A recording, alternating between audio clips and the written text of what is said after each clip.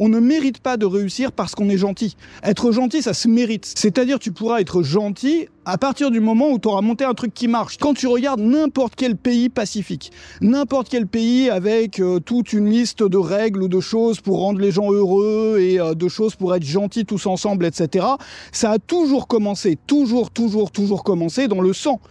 Ça a toujours commencé dans la violence. Ce que ça veut dire, c'est que avoir le privilège de pouvoir être gentil, c'est un privilège qui se gagne. On ne mérite pas de réussir parce qu'on est gentil. Alors aujourd'hui, je voudrais faire une vidéo pour les entrepreneurs qui sont trop gentils ou pour les gens qui veulent juste réussir en étant gentils tout le temps avec tout le monde et qui forcément n'y arrivent pas parce qu'on ne peut pas y arriver comme ça. Alors on est toujours en Roumanie, à Timișoara, dans un quartier d'affaires, dans le quartier d'affaires. Donc il y a des immeubles avec des bureaux, il y a un centre commercial derrière. Ils ont fait tout un jardin super bien entretenu ici. Et voilà, je voudrais parler aux entrepreneurs gentils, aux gens qui rêvent de réussir, mais qui veulent rester gentils tout le temps. Et ce qu'il faut comprendre, c'est que même les démocraties ont commencé par une révolution sanglante. C'est-à-dire qu'il n'y a pas un régime politique pacifique avec des beaux idéaux, un truc joli, gentil, qui fait du bien de partout, qui n'a pas commencé par quelque chose de violent. C'est-à-dire soit une guerre, soit une révolution. Regarde la Révolution française, tu vois, en France, on se vante d'avoir les droits de l'homme, que c'est joli, c'est gentil, etc. Lit des choses sur la terreur pendant la Révolution. Le truc est horrible, le truc est affreux, ultra violent. Regarde les choses qu'on a obtenues de Napoléon, le code civil, enfin plein de choses qui participent finalement à la paix civile en France. Regarde la carrière de Napoléon et dis-moi si c'était quelqu'un de pacifique. Même les gens qui sont connus pour être les plus gentils ou pour avoir un message de paix, sont des gens qui ont quand même bien foutu le bordel au début. C'est-à-dire pour pouvoir démarrer la chose, pour pouvoir initier la machine. C'est comme le démarreur d'une voiture, en fait. C'est-à-dire, moi, je prends souvent cet exemple-là pour plein de choses, parce que ça explique tout, quoi. C'est qu'une bagnole, elle peut rouler toute seule une fois qu'elle est lancée à 100 km/h. Voilà, si le moteur s'arrête de fonctionner, ou si tu coupes le contact, enfin, on peut pas le faire sur les voitures modernes. Et d'ailleurs, sur les voitures anciennes, c'est dangereux parce que ton volant peut se bloquer comme ça sur l'autoroute. Mais imagine si tu coupes le contact, ta voiture elle est lancée à 100 km/h, elle va continuer à avancer. Le problème c'est le démarrage. À l'époque, il fallait une manivelle, tu sais, sur les vieilles voitures. Bon, nous on n'était pas encore nés, tu vois, tu avais une manivelle pour démarrer ta voiture. Aujourd'hui, il y a un démarreur, il y a une batterie juste pour ça. Parce qu'il y a besoin d'énormément d'énergie pour démarrer. Et quand tu regardes n'importe quel pays pacifique, n'importe quel pays avec toute une liste de règles ou de choses pour rendre les gens heureux et de choses pour être gentils tous ensemble, etc., ça a toujours commencé dans le sang. Ça a toujours commencé dans la violence. Alors ça ne veut pas dire qu'il faut bosser avec le sang et la violence pour réussir dans le business. Ça veut surtout pas dire ça.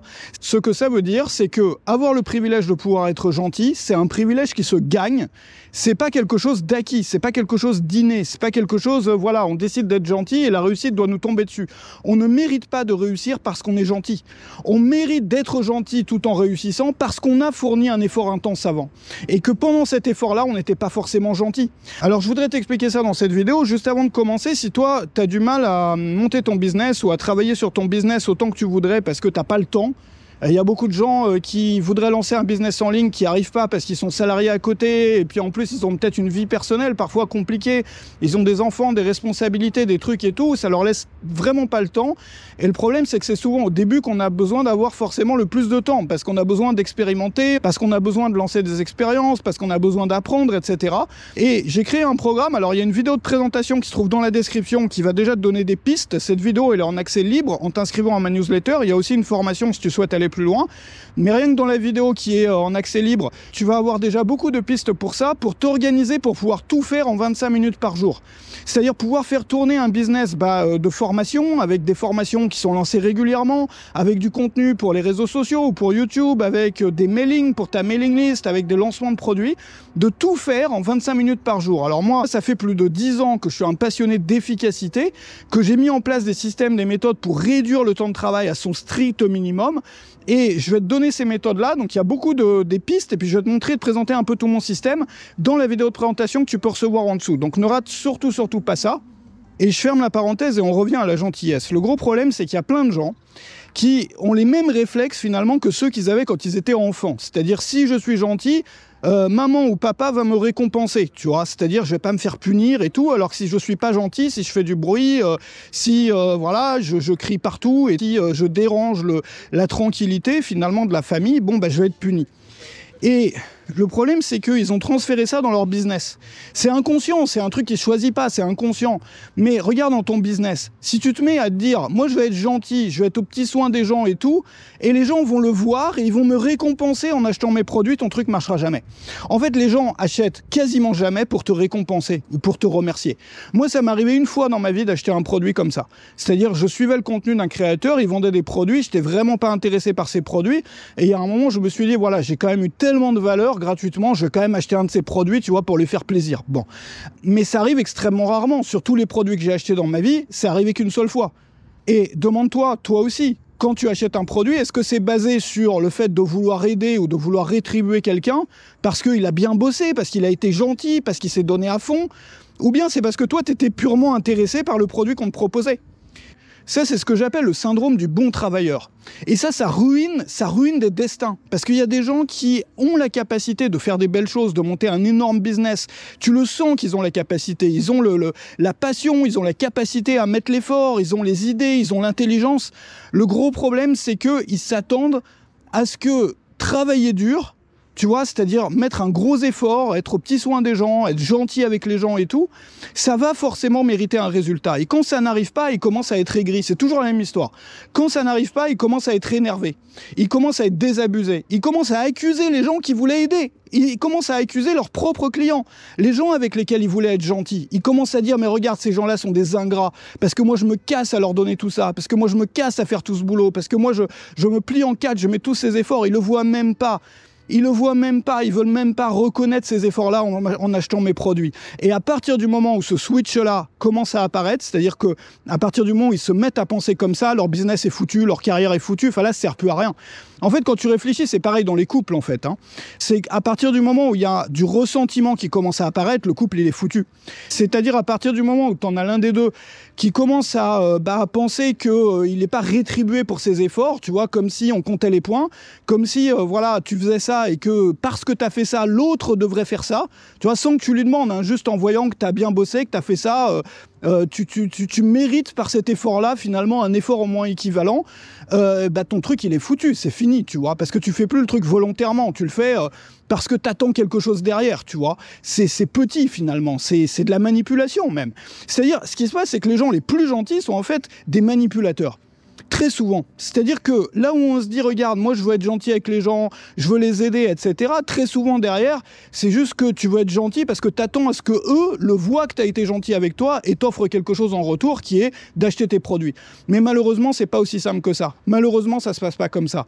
Encore une fois, regarde, tous les régimes pacifiques, tous les pays pacifiques, toutes les belles choses finalement qui sont calmes, qui sont gentils, qui sont posées, tout ça, détendues, elles commencent par quelque chose de plus ou moins violent.